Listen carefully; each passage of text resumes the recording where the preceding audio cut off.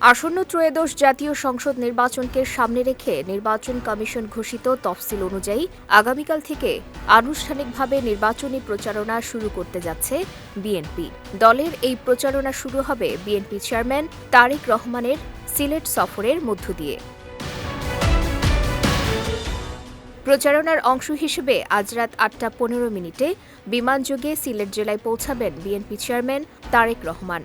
এরপর গভীর রাতে তিনি হজরত শাহজালালের মাজার জিয়ারত করবেন। এরপর আগামীকাল সকালে সিলেট আলিয়া মাদ্রাসা মাঠে আয়োজিত নির্বাচনী সমাবেশে যোগ দিয়ে আনুষ্ঠানিকভাবে বিএনপির প্রচারণা শুরু করবেন। ঘোষিত কর্মসূচি অনুযায়ী বৃহস্পতিবার দুপুরে তারেক রহমান মৌলভীবাজার সদর উপজেলার শেরপুর আইনপুর খেলার মাঠে সমাবেশে যোগ দেবেন। যাত্রাপথে হবিগঞ্জ জেলার শায়েস্তাগঞ্জ উপজেলায় প্রস্তাবিত নতুন উপজেলা পরিষদ মাঠে সমাবেশে অংশ নেবেন। এরপর ব্রাহ্মণবাড়িয়া জেলার সরাইল উপজেলার কুট্টাপাড়া ফুটবল খেলার মাঠে নির্বাচনী সমাবেশে যোগ দেবেন তিনি। এদিন বিকেলে কিশোরগঞ্জ জেলার ভৈরব স্টেডিয়ামে সমাবেশে যোগ দেওয়ার পর যাত্রাপথে নরসিংদী পৌর পার্ক সংলগ্ন নির্বাচনী সমাবেশে অংশ নেবেন বিএনপি চেয়ারম্যান। পরে নারায়ণগঞ্জ জেলার আড়াইহাজার অথবা রূপগঞ্জের গাউসিয়া এলাকায় সমাবেশে যোগ দিয়ে গভীর রাতে গুলশানের নিজ বাসভবনে ফিরবেন।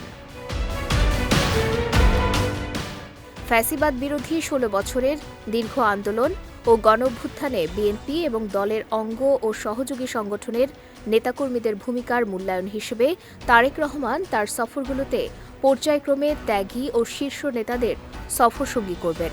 সিলেট সফরে তার সঙ্গে থাকবেন আব্দুল কাদির ভূঁইয়া জুয়েল, মামুন হাসান, আব্দুল মোনায়েম মুন্না, কাজী রওনাকুল ইসলাম শ্রাবণ, ইয়াসিন ফেরদৌস মুরাদ, রাকিবুল ইসলাম রাকিব সহ আরও কয়েকজন তরুণ নেতা।